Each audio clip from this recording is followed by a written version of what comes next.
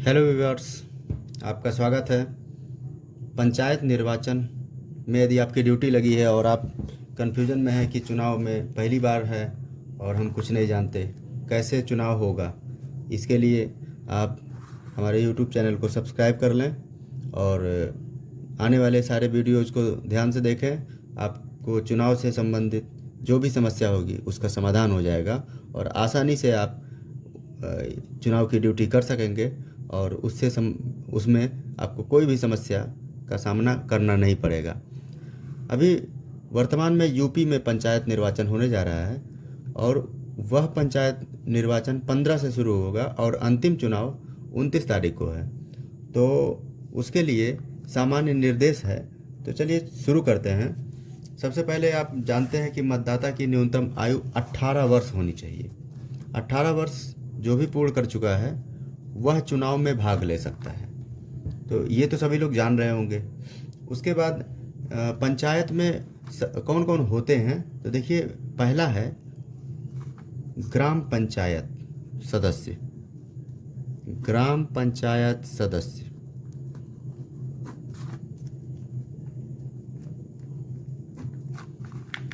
दूसरा है प्रधान,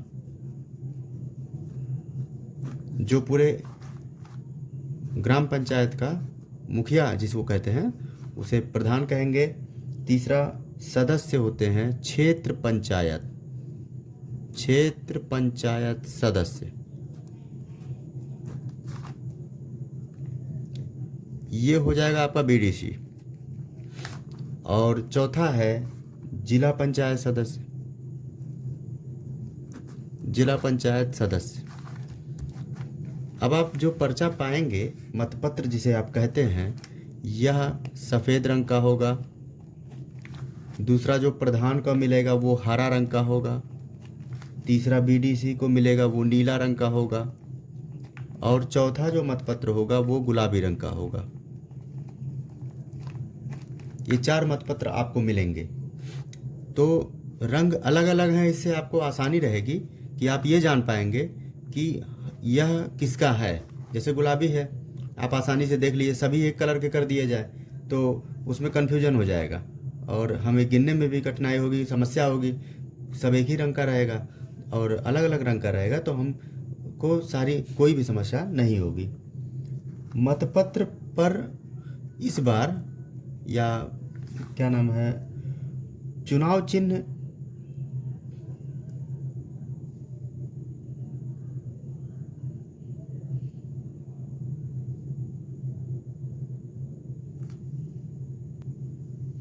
केवल प्रिंट रहेगा। मतपत्र जो आपको मिलेगा उसमें केवल चुनाव चिन्ह प्रिंट रहेगा और उस चुनाव चिन्ह के आधार पर हम किसी भी प्रत्याशी को विजय बना सकते हैं। और यह लोगों को बताना पड़ेगा कि मुहर कहाँ मारना है और उस जो मतपत्र है उसे किस तरह से मोड़ना है, और मुहर भी बताना पड़ेगा और उसे किधर कैसे मोड़ना है। ऐसा मोड़ना है कि वो मुहर का जो छाप है वो दूसरी तरफ ना पड़े। मतलब आप सीरियल नंबर 1 में अगर मुहर लगा और उसको 20 से ऐसे फोल्ड कर दिए कि 2 में छप गया तो वो रद्द हो जाता है। इसलिए उसे सही से मोड़ना सिखाया जाएगा। खैर, आगे देखिए। जैसे अब मिलेगी 2 मतपेटी, 1 मतपेटी और 2 मतपेटी। 1 मतपेटी में जब ये भर जाएगा तब दूसरी मतपेटी को उपयोग करना है। यदि ये भरा नहीं तो दूसरी मतपेटी को हमें प्रयोग नहीं करना है। ईवीएम में जैसे होता है, तो ईवीएम में सारे वोटिंग उसी में हो जाते हैं, परंतु इसमें जो है अगर मतपेटी भर गया तब दूसरा खोलेंगे, अदरवाइज कोई दिक्कत नहीं है। अगली बात करते हैं। जो मतपत्र है वो मतपत्र में ऊपर एक प्रतिपर्ण या काउंटर फाइल हम उसे कहते हैं, कुछ इस तरह से समझिएगा। ऊपर में एक पोर्शन रहेगा, इसमें हमें जैसे मान लीजिए ग्राम पंचायत सदस्य का है या प्रधान का है या क्षेत्र पंचायत सदस्य यानी बीडीसी का है या जिला पंचायत का है, तो हमको यहाँ पर उस वोटर लिस्ट का क्रमांक लिख देना है कि किस क्रमांक का व्यक्ति वोट डालने जा रहा है और उसके हस्ताक्षर इस पे करवा लेने हैं। इस पे हस्ताक्षर बहुत ज़रूरी है। और ये जो मतपत्र है इसके पीछे पीठासीन एक सुमेधक मुहर लगाते हैं और उसके नीचे सिग्नेचर कर देते हैं। यह ज़रूरी है, सभी मतपत्र पर सिग्नेचर करना अनिवार्य है। अगली बात करते हैं, मतदान स्थल के नंबर विकास खंड ये उसमें रहेगा, तो इसे लगाएंगे जिससे यह क्लियर रहे।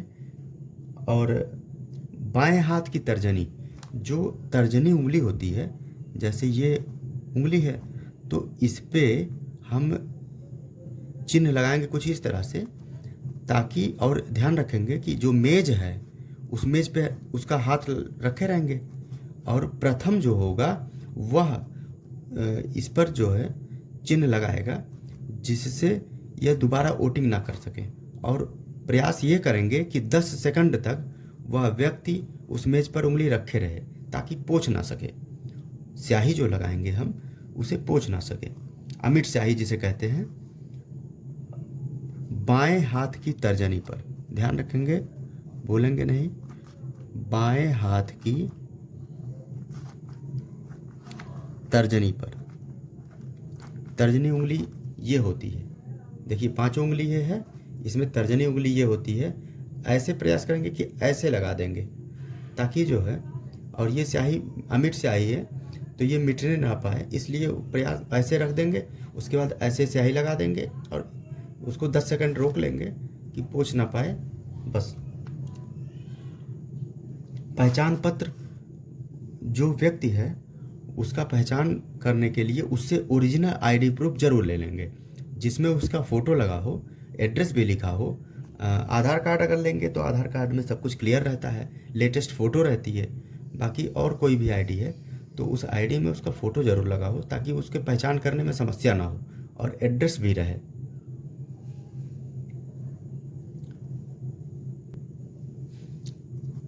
जब जो मतदान अभिकर्ता अधिकारी हैं जिनकी ड्यूटी लगी है वो घर से जब निकल रहे हैं तो ये चीज़ ध्यान रखें कि उन्हें ले क्या चलना है। देखिए, सबसे पहले अपना ड्यूटी ज़रूर लेके जाएं। बैग में ड्यूटी पत्र रख लें, पहले से रख के तैयार रहें।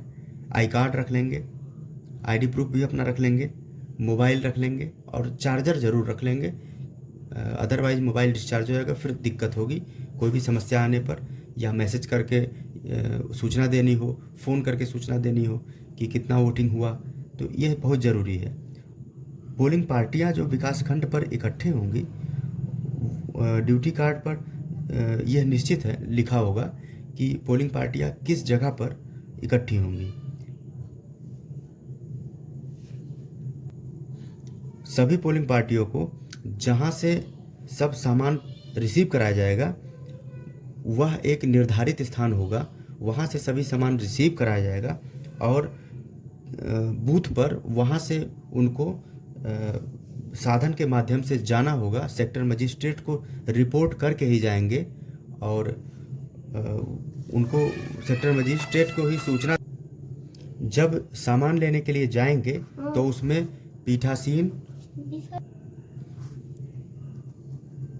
पीठासीन और प्रथम मतदान अधिकारी यानी जिसे P1 कहते हैं, ये दोनों लोग अपनी जिस जगह पर सामान मिल रहा है वहाँ जाएंगे और वहाँ पर सभी सामग्रियाँ रिसीव करेंगे। और उसमें ध्यान रखेंगे कि ग्राम पंचायत के जो वार्ड वार लिस्ट है उस लिस्ट को ले लेंगे। सदस्य ग्राम पंचायत, क्षेत्र पंचायत सदस्य, जिला पंचायत सदस्य, उन सब का वार्ड वार लिस्ट उनको मिल जाएगा। वार्ड नंबर तथा निर्वाचक नामावली में किस किस वार्ड के मतदाता उक्त पदों के लिए अपना मत अंकित करेंगे। मध्य स्थल से संबंधित समस्त सामग्री प्राप्त कर उपलब्ध कराई गई सूची से आप मिलान कर लेंगे। सूची में क्या क्या सम्मिलित है ये आगे आपको बताया जाएगा अगले वीडियो के माध्यम से। अब वीडियो थोड़ा लंबा ना हो जाए इसलिए यहीं पर इसको बंद करते हैं, फिर अगले वीडियो के साथ आपसे मिलेंगे। धन्यवाद।